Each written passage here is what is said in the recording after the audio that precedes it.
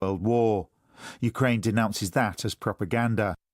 Recapping the top story this hour, the economic freedom fighters in South Africa's parliament is calling for legal action to be taken against white people who are living in racial enclave communities such as Orania in the Northern Cape Province and Kleinfontein near Pretoria in Gauteng. For any news stories you would like to share with us, please do send an email to newsroom@channelafrica.co.za or call us on +27 11714 4459.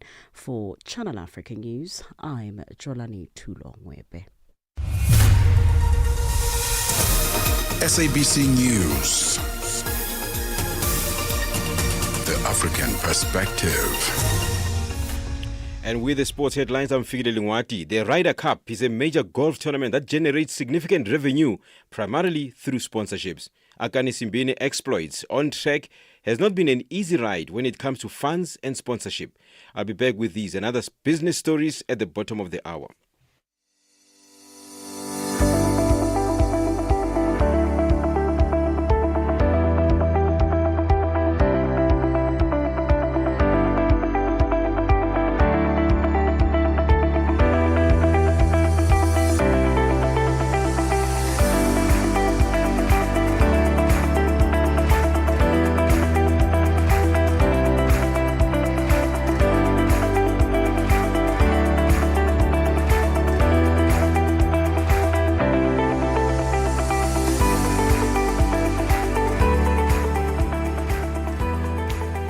It is a very good afternoon to you, Algeria. Good afternoon, Burundi, Cameroon, Cape Verde. Good afternoon to you, Botswana, Senegal, Eritrea, Eswatini, Gabon. Good afternoon, Africa. Welcome to Africa in Business on Channel Africa. I'm Thami Ngubeni. This is where you get the African perspective. It's where we meet to look at the latest in business, news and sport. We are broadcasting live from our studios in Auckland Park, Johannesburg, South Africa.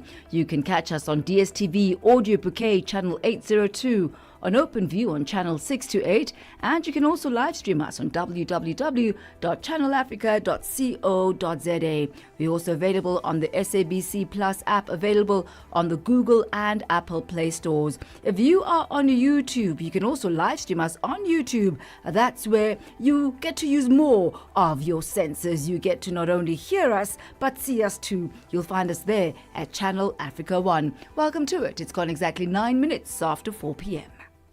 Get the news, music, and lifestyle of Africa on Channel Africa, the African Perspective. Connecting Africa to the world. Africa in Business with Thami Ngubeni brings you the latest insights on Africa's economy. We start here this afternoon. The United States has announced a $50 million cut in health aid to Zambia, citing the government's failure to curb the systemic theft of donated medical supplies.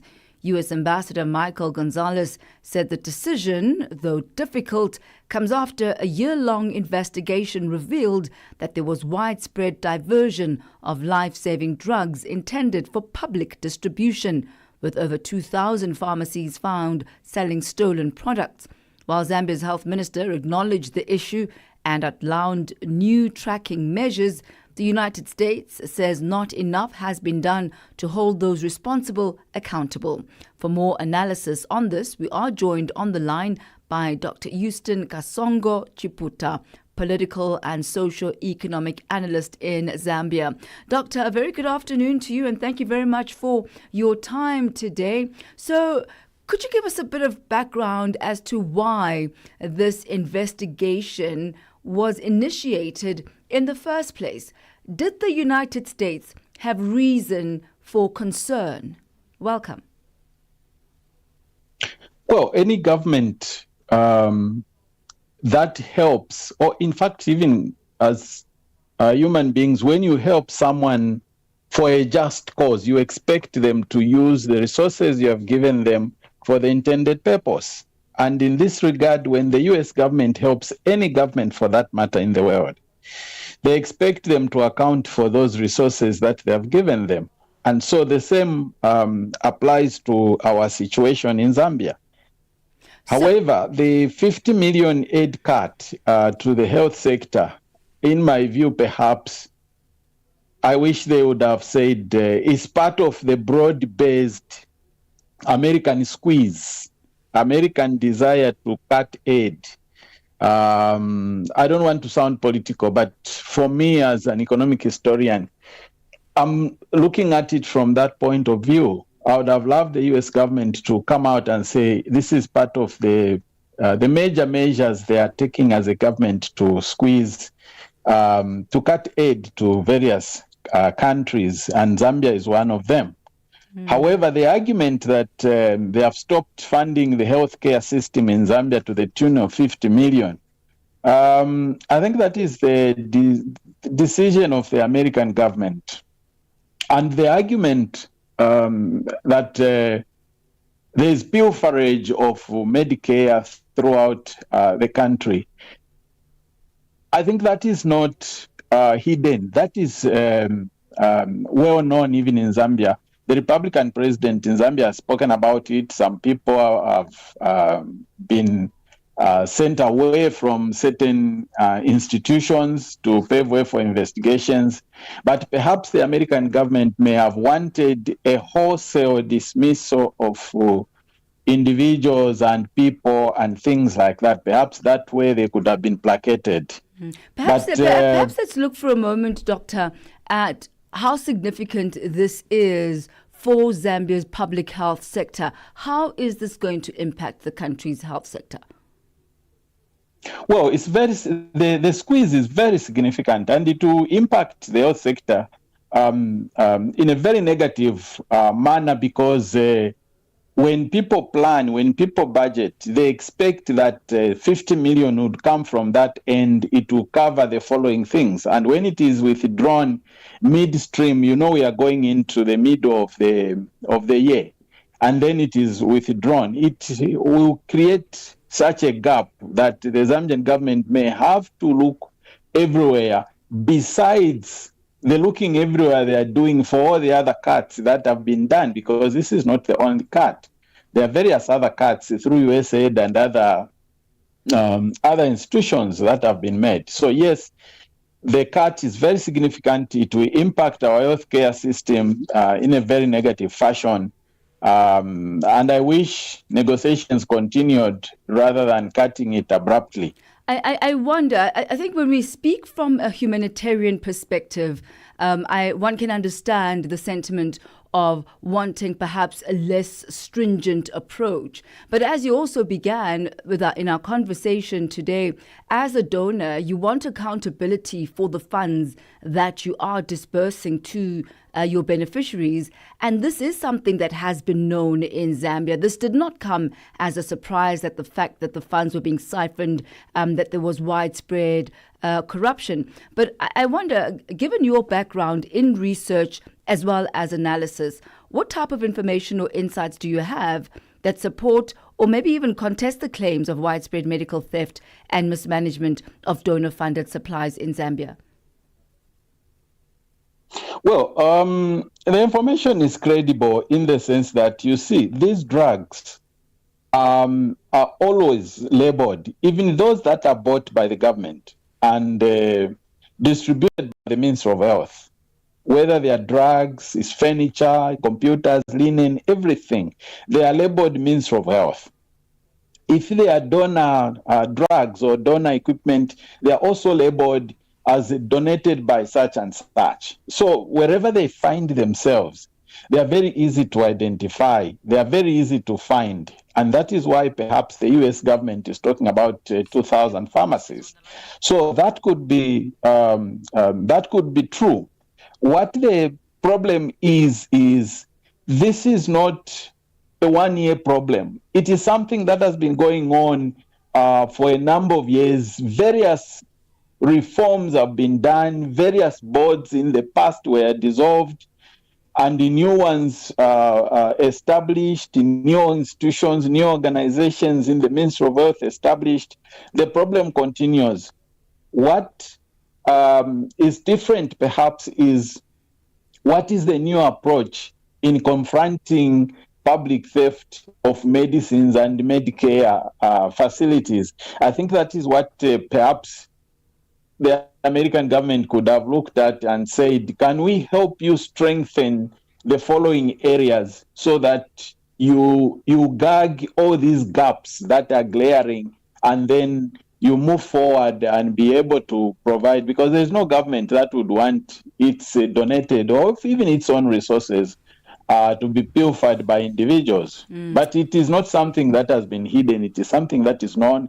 It is something that a lot is being done about. But of course, these issues can be very complicated sometimes. And, I think we'll leave it at that for this afternoon, Dr. Chiputha, but certainly, a story that needs to be ventilated even further, not just as far as Zambia is concerned, but really about the status of donor funding and its utilization throughout the African continent. We thank you very much for your insight, sir. All right. Thank you. That's Dr. Houston Kasongo Chiputha, political and socio-economic analyst in Zambia. And I'd like you to weigh in on this, wherever it is on the African continent or in the diaspora that you may be this afternoon. You'll find us on X at Channel Africa, on Facebook at Channel Africa, Instagram at Channel Africa 1, and on YouTube at Channel Africa 1. And the question that I'd like to ask you this afternoon, is this too little too late as far as African governments are concerned? Do you believe that the United States stance of cutting donor funding and reducing it to such stringent measures, do you believe that that is justified, or there could have been a softer approach used? What are your thoughts regarding this particular situation, which is not unique to Zambia? It is exactly 18 minutes after 4 p.m. Central African time. This is Africa in Business. Africa in Business on Channel Africa.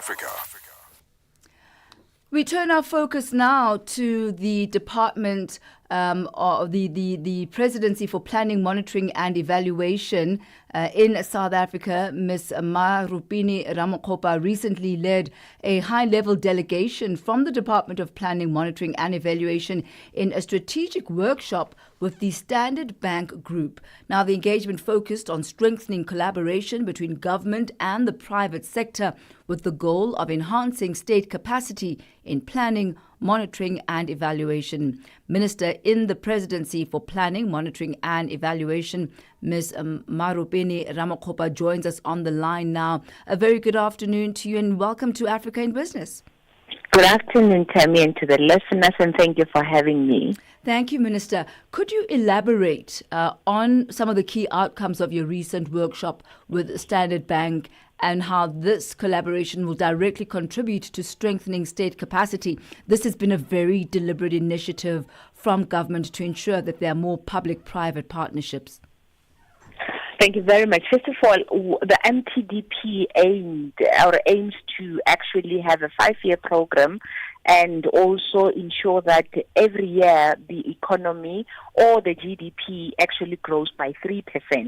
As a result, we need partnership with private sector, civil society, and other non-state actors to strengthen partnership that will allow us to be able to actually ensure that we do grow the economy at that particular level of 3%. At the moment, of course, there has been focus that indeed by IMF, for example, firstly saying that the economy of South Africa will grow only by 1%, and Standard Bank had said that they see a growth of 1.3%, whereas the Treasury, when it did a budget, it did focus 1.8%. So as a result, it became important that we sat down with non-state actors and other actors that would allow us to be able to reach our goal. And Standard Bank did reach out to say that they are available to be able to sit down with us to help us build capacity of the state, but also highlight exactly that which they can do from their side as a financial sector and other non-state actors that they are banking, for example, the manufacturing one, in terms of assisting us to be able to drive the goal of reaching that 3% GDP growth. That's the outcome that actually we went to Standard Bank workshop for. And what would you highlight as the biggest challenges that your department faces in planning, in instituting, monitoring, as well as evaluation? Of course, the capacity of the state, which then now speaks to how we do things. the speedily way at which we implement things in government, but most of all the coordination of ensuring that whatever it is that we do it as one government and not only as individual departments, but equally so, ensuring that whatever intervention that we do, we bring all stakeholders on board. We haven't been able to do that as government, in our view. We have led some of the things that we probably should have just created an enabling environment whereby private sector can play a meaningful role, most especially as it relates to things like interventions that would create jobs, because that is more the work of private sector. So creating an enabling environment and ensuring that we do coordination by departments, but equally so by private sector, all stakeholders having one vision to achieve a certain goal together is what we have really struggled in ensuring that we institutionalize in order for us to be able to measure if there's successes or there are any issues that may be needing us to intervene in a certain way. The medium-term development plan, as you highlighted, is over a 5-year period, 2024 to 2029. But I wonder how the DPME is ensuring that ordinary South Africans actually begin to see the impact of this plan in their daily lives under the 7th administration, that it doesn't just become another talk shop. It doesn't just become, words on paper, but they actually start seeing its impact in their daily lives. Remember that the medium-term development plan is exactly what I'm talking about. It is a government plan of action that the government will be implementing, and it should also guide private sector. When you look at the budget itself, for now it's going to be budget 3.0, it is informed by the medium-term development plan. It is a budget that should fund the progress of the medium-term development plan. It is for this reason that you'd find that the issues of infrastructure took a central role as it relates to the programs that are supposed to grow the economy, but also be able to create jobs. It is for this reason that the budget that has been presented, and I believe will still be presented again in the next coming few weeks, has put the issue of infrastructure at its apex. It is for this reason that then we have been able to budget about 1 trillion rand, but we have also said that we should then now be able to put in place PPPs, framework that would allow us to be able to drive the issue of youth employment as we grow the economy, because growing the economy that is not inclusive of everybody else will not be able to allow us to reach some of those goals that are enshrined in the MTDP. So the MTDP is actually what government will be doing together with private sector and other non-state actors in terms of the plan of action for the next coming 5 years.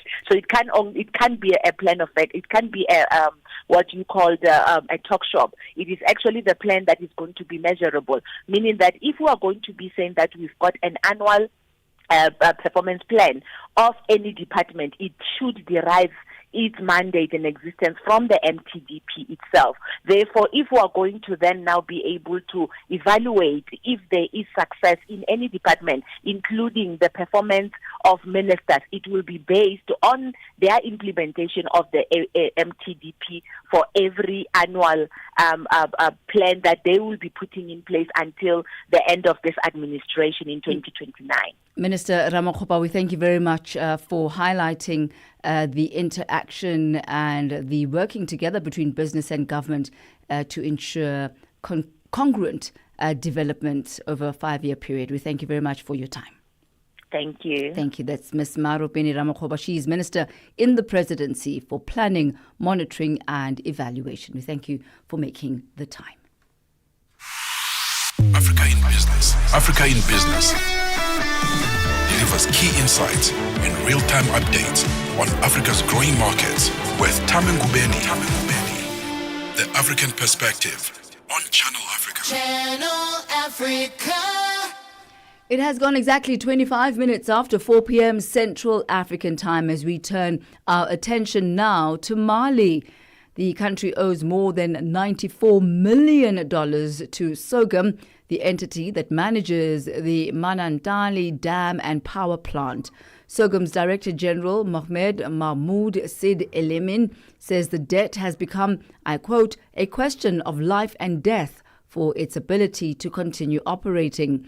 The funding gap raises the spectre of more electricity supply problems in Mali, where outages in recent years have dented public support for the military government that took power following coups in 2020 and 2021.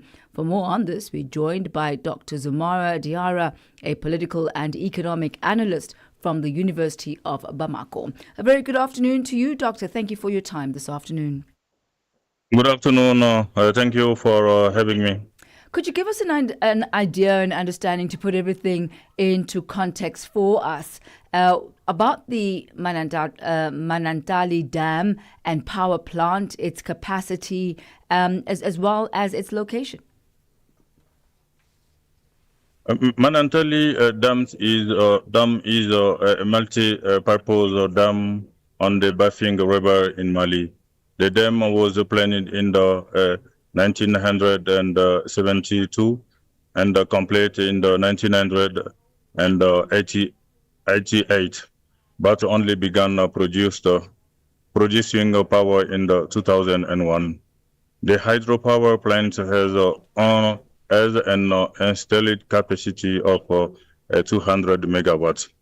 The dam's construction cost was approximately 102 billion euros. The dam is managed by the Manantali Energy Management Company, SOGEM, but operated by an independent operator called Manantali and Fellow Exploitation Company, SEMAF. So 20... Sorry, 20, Doctor. My apologies, Doctor. I just wanted to ask you this. We understand that half of what the dam produces goes to Mali. Senegal gets about 33%, and Mauritania gets 15% of the dam's produce. How much revenue is generated from these deals? From my evaluation of the sources, I found limited information specifically addressing the annual revenue generated by the Manantali Dam. So I'm not able to deliver you some exactly precise figures. And how did the government find itself in a position where they owe a debt of more than $94 million to SOGEM? In my point of view, it is due to many years of accumulated debt, due also to many years of bad governance, financial governance in the electricity sector in Mali. SOGEM has come out, at least its Director General has come out saying this is threatening their very existence. It's an existential issue at this point, and it is a problem that is going to affect whether or not they continue being in business. How has Mali reacted to this? I hope that the Malian government will succeed in negotiating the term of repayment of the debt, because the question of electricity is a priority for the Malian government. Otherwise, any more deterioration in the Mali's electricity sector would have a very negative impact on the population. I wonder, Doctor, structurally, why it is and how it is that the Malian government has found itself in this position. You mentioned issues of bad governance, but is the pricing of electricity in Malawi enough to generate what it needs to generate in order for the government to pay its debts? Or are there other issues involved, perhaps, that make it more intricate than just an issue of bad governance and ill intent? Are there perhaps some structural issues that are fundamental to this dynamic?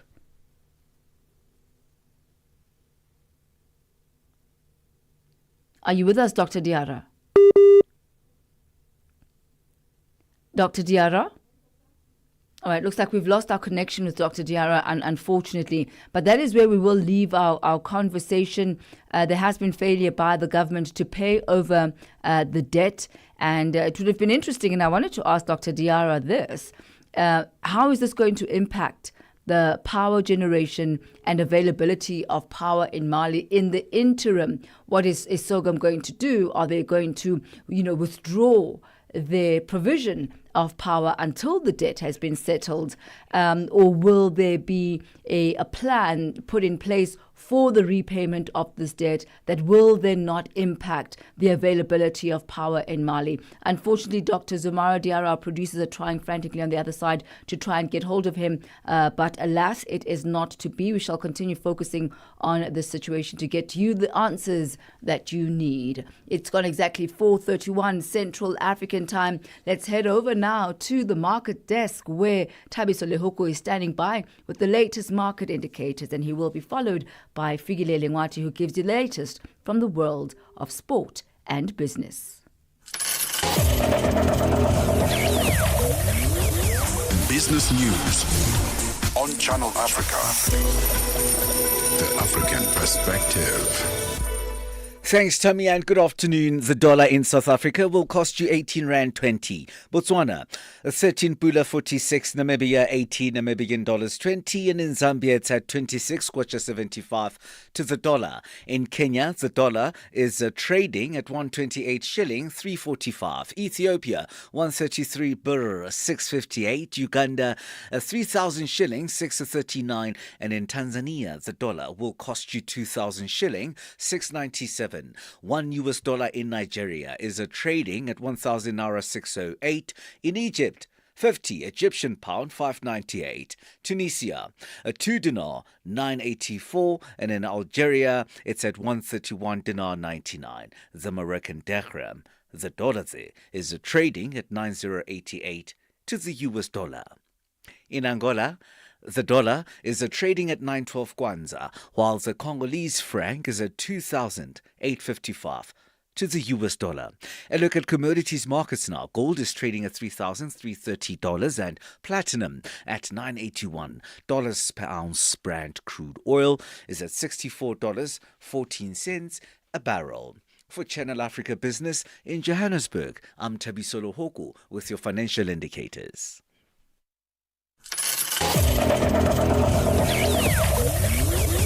Business news on Channel Africa. The African perspective.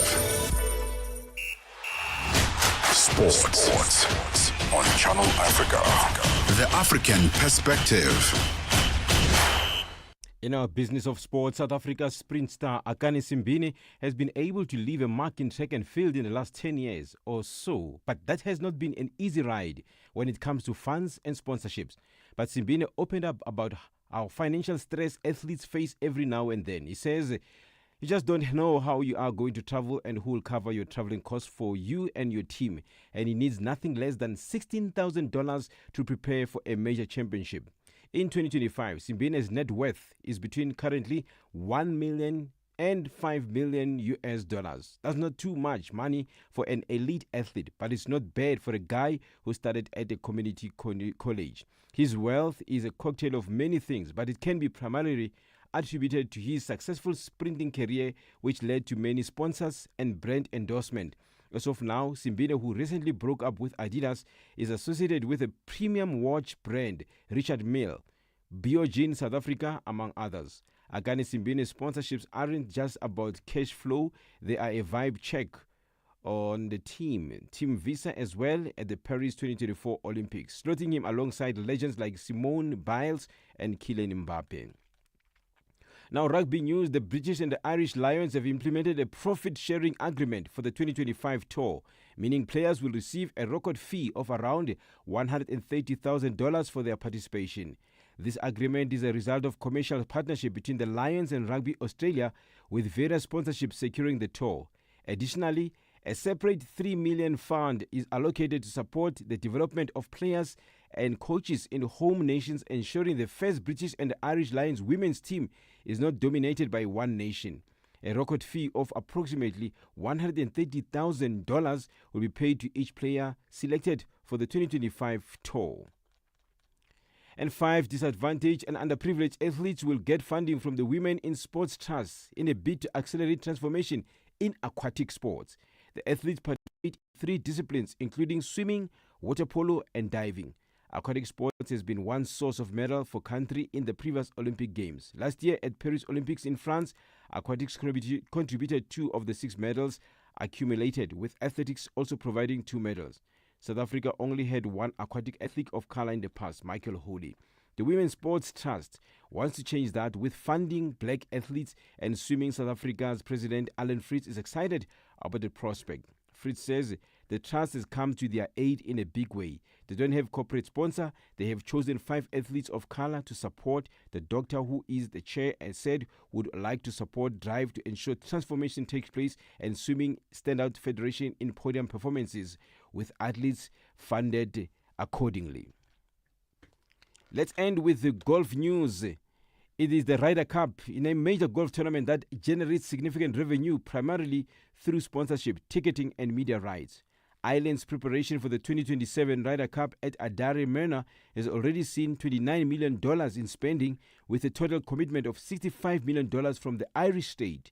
Global Data report on the Ryder Cup 2023 notes that the event had an estimated annual sponsorship revenue of $88.7 billion, and the host country also benefits from the economic impact of the event, which estimates suggesting a direct impact of around $250 million. The Ryder Cup attracts major global brands as partners. In 2023, worldwide partners included Ion, Capgemini, Citi, DP World, Hilton, and Rolex. For any business sports stories you'd like to share with us, please send an email to newsroom@channelafrica.co.za or call us on +2711 714 4459. This is Channel Africa Sport with me, Thami Ngubeni.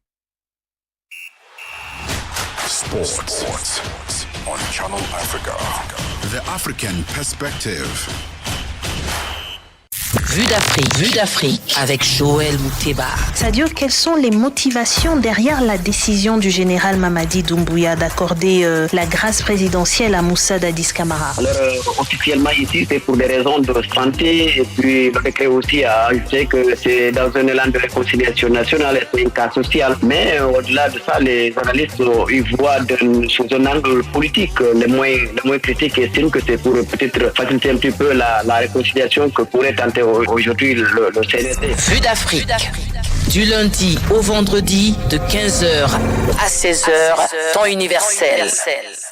Africa in Business on Channel Africa. It is exactly 4:38 Central African Time. Do continue to engage with us on all our various social media platforms on X, Instagram and YouTube. You'll find us at Channel Africa 1, on Facebook at Channel Africa. If you've got any stories that you'd like to share that you believe would be of interest to our listeners, both on the African continent and in the diaspora, do send us your stories to newsroom@channelafrica.co.za. Alternatively, you can call us on +27 11 714 4459. Stay ahead with Africa in Business, where Thami Ngubeni unpacks your go-to source for Africa's economic trends and development. Now, South Africa's Minister of Electricity and Energy, Kgosientsho Ramokgopa, recently announced that the country's private sector-driven grid expansion signals a powerful shift in the national energy strategy.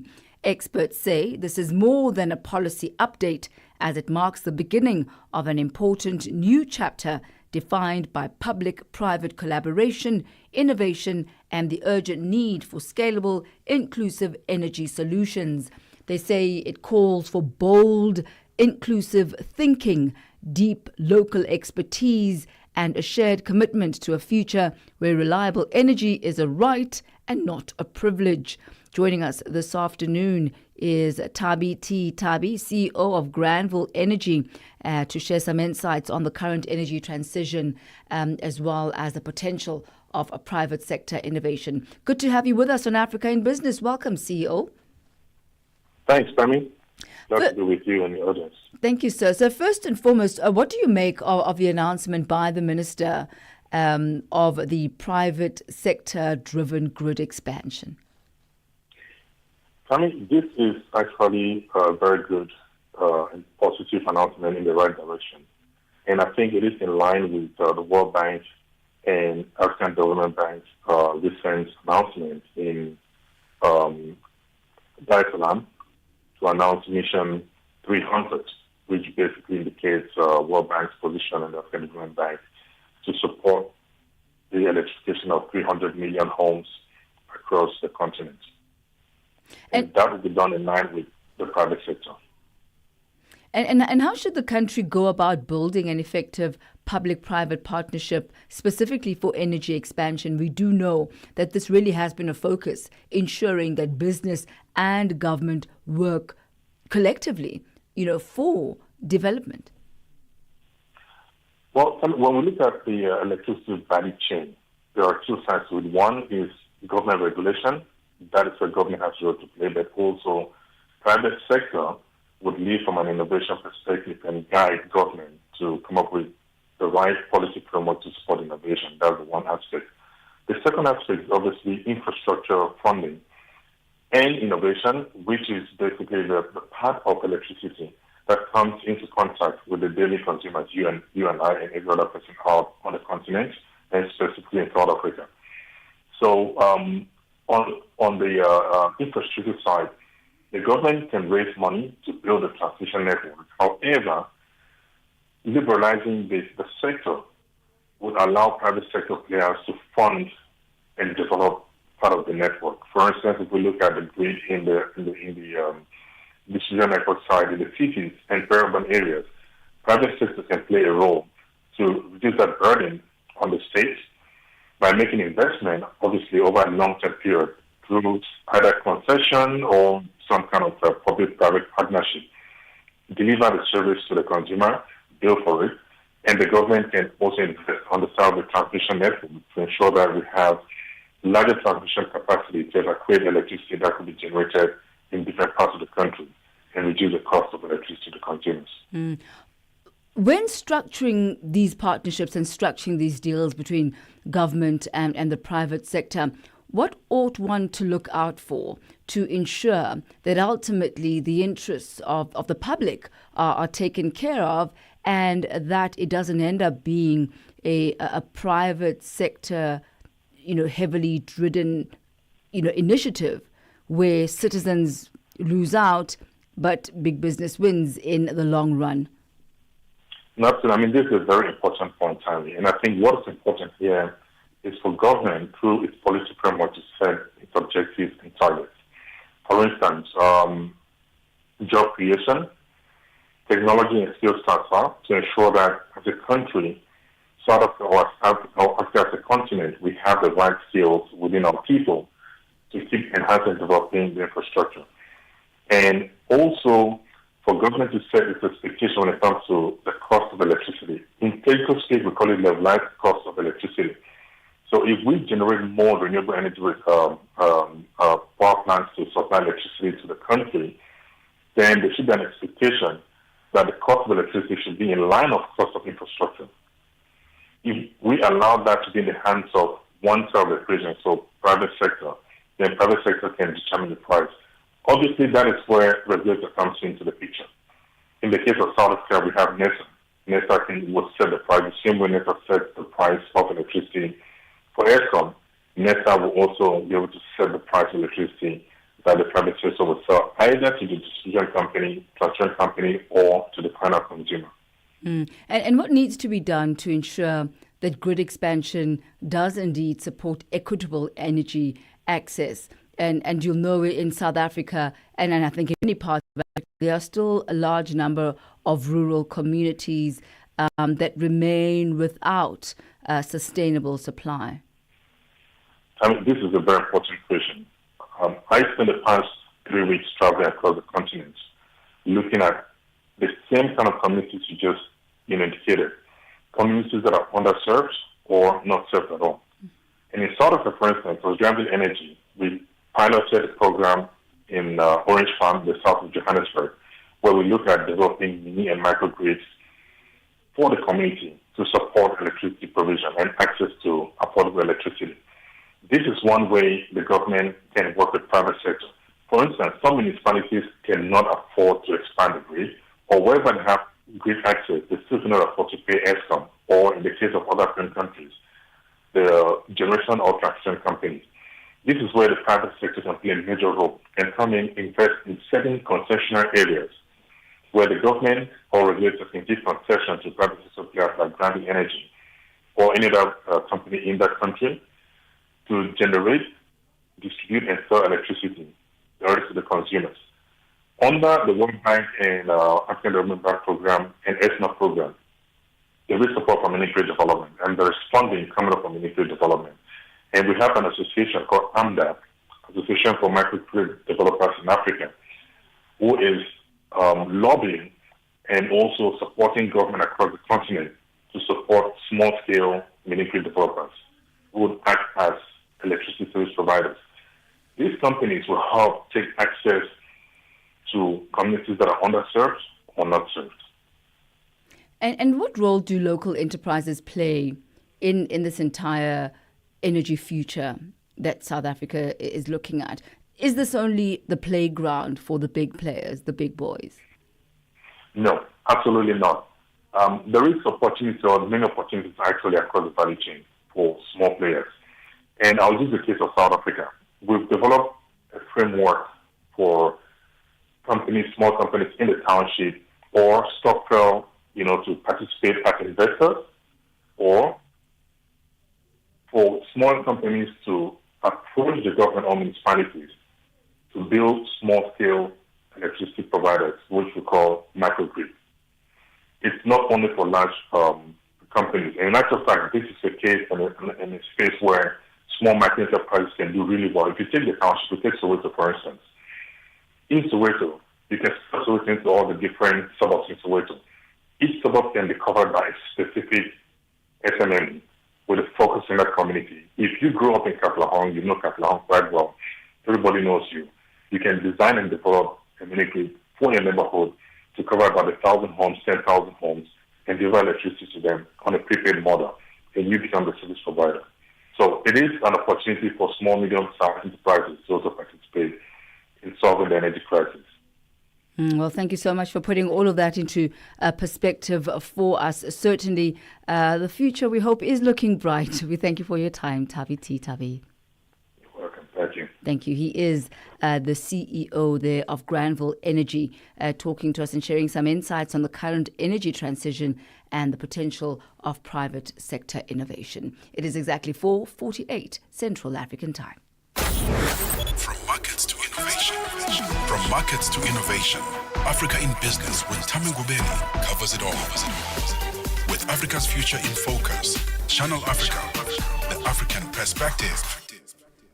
We seem to have made our way around the sun once again. Victor Homusana, author of Africa is Open for Business, and Africa bounces back as he joins us once again this week for our weekly business roundup. A very good afternoon, Victor.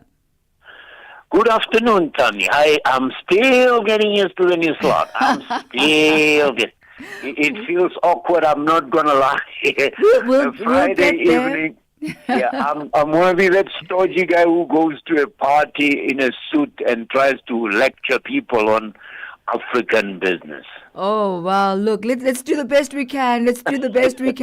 And perhaps a good place to start is Turkey. I mean, they've discovered some commercially viable crude oil reserves in East Africa worth quite a pretty penny. Yeah, Turkey, the 20 billion barrels, the estimation of the reserves, the crude oil reserves in East Africa. Now, here's a very interesting thing, because a year ago, maybe just a little over a year ago, there was a standoff between Somalia and Ethiopia over the deal that Ethiopia had struck with what could be called a breakaway republic, Somaliland, a province that has declared itself a sovereign state. And this was seen as belligerence by Ethiopia because it was making a deal with a rebel in the eyes of Mogadishu, Somali government.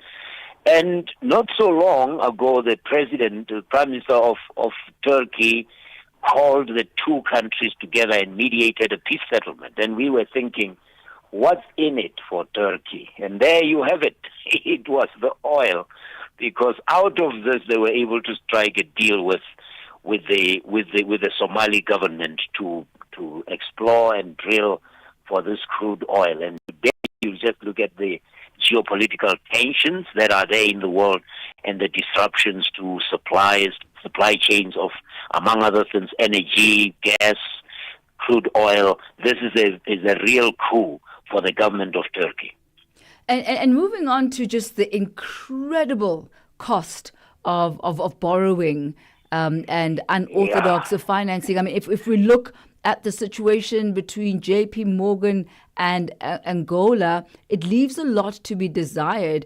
Is it a cautionary tale? What lessons ought we to be learning from that?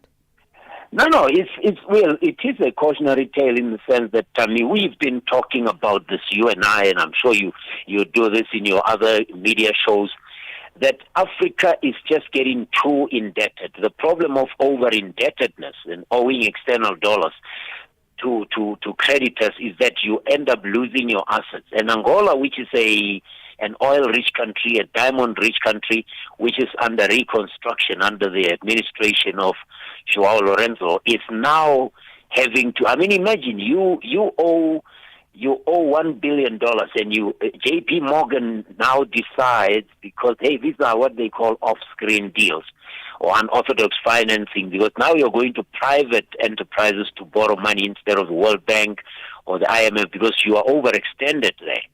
Now you have to put in $200 million just as collateral. It's astonishing, just showing you how desperate African countries or certain African countries are, in that they are having to put aside $200 million aside or commit to that to borrow a $1 billion kind of. I mean, what kind of percentage is that, even to just think about it? And how much more are we committing the future generations of Africa to this kind of external debt? And when we look at Angola, there's also the oil-backed loans that the country has from China. So it really is overextended. Not just from the likes of the IMF and other banking institutions around the world. But let's turn our focus now to Kenya and the United Arab Emirates. They've signed 7 agreements, and all of these are aimed at deepening bilateral cooperation between the two nations. What brings these two together? What is at the core of this brotherhood? Well, it's the Middle East, let's just say that. The Middle East is one of the highly underestimated trade and investment partners of the African continent. We talk about China all the time.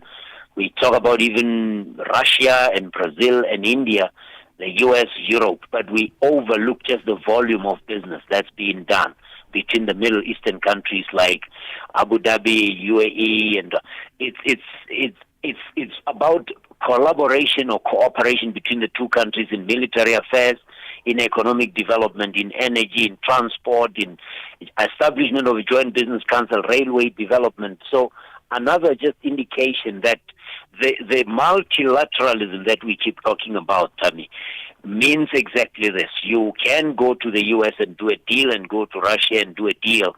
As long as the collaboration or the cooperation agreement is good for both sides, it just tells you the days of having the superpowers or either being for the West or for the East are gone. The private sector ties between the two nations are going to see to it that they have a joint business council, and then you're going to get Kenya Railway Corporation and Etihad Rail Company formulating a partnership to advance the railway sector further, so it goes beyond just the Madaraka Express, the high-speed train from Mombasa to Nairobi. So it's just an indication that there are lots more options in today's world, and that's why we keep talking that when people like President Trump show the kind of intransigence that they're displaying, they are opening more and more room for countries like the UAE to get in on the action and benefit from the upside that is Africa. As we wrap up, Dangote venturing into Ghana. Didn't I tell you? Yes, you did. You sure did. The $20 billion refinery of crude oil is just that. It's just one thing. Now, this man, don't forget, is an agriculture buff. He's a bull. He is so bullish on agriculture. So this time he's going into Ghana to launch a massive sugar refinery project. And when we say massive in the world of Dangote, we talk $20 billion. But at least this is still a more than $100 million investment, the 162 million refinery project. But it's nothing compared to the 20 billion that he put into building the oil refinery. But then this is a sugar. It's not an oil refinery. But the beauty is, if you have more than nearly $200 million of imports in sugar, and he is going to get a state-of-the-art facility that will have capacity to process 12,000 tons of sugar cane per day. Remember, the oil refinery does 650,000 barrels per day of oil, and this is now parts of a 25,000 hectare irrigated plantation. So it's very good for Ghana because it will at least get its account balance right. It will not be importing as basic a thing as sugar is, because this sugar goes into making a lot of products, I'm sure, including the colas and all that. So it's just good for Africa that you're getting an African industrialist like Dangote going into another African country to invest more than $100 million in one project. Hear, hear, Victor Khomuswana, hear, hear. Thank you so much once again for our business roundup. I am going to release you so you can have yourself it's so painless. Exactly. It's so painless. So you can start enjoying your weekend. You're like my high school monitor. You know, in primary school, you use the school monitors. If she said now monitor, prefect Thami said, you may go.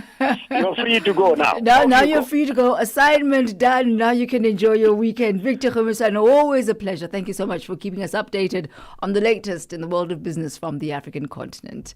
That's Victor Khomuswana. He's author of Africa is Open for Business and Business Bounces Back. He's also the Executive Director for Marketing and Communication at the University of Limpopo. Joël. Bonjour. Hey. Bonjour, Thami. Comment ça va? What do you have in store for us today? I was waiting for that introduction in French. What is happening? No, you mustn't get used to it. I was catching by surprise every now and then. You know, I saw your face yesterday, Joël. It was a precious sight, I must say. I was just speechless, impressed.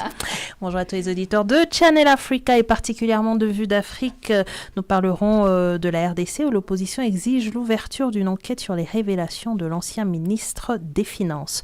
Mais aussi de la Guinée, l'association des victimes, mes parents du régime d'Alpha Condé tirent la sonnette d'alarme sur certaines enquêtes.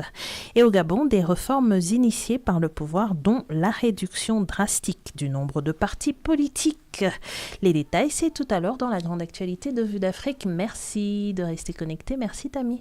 Merci beaucoup, Joël. And thank you to you wherever in the world and on the African continent that you may be joining us from. That's how we come to the end of Africa in Business for this week. I'm Thami Ngubeni. Thank you to our producer, Mabu Buloka, our technical producer, Ntando Lutuli, and social media, Nzako Mashaba. Over now to Vue d'Afrique avec Joël and the French news coming up at the top of the hour.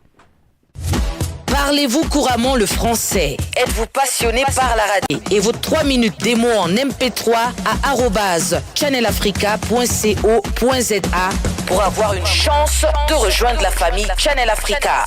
Si vous n'avez pas de réponse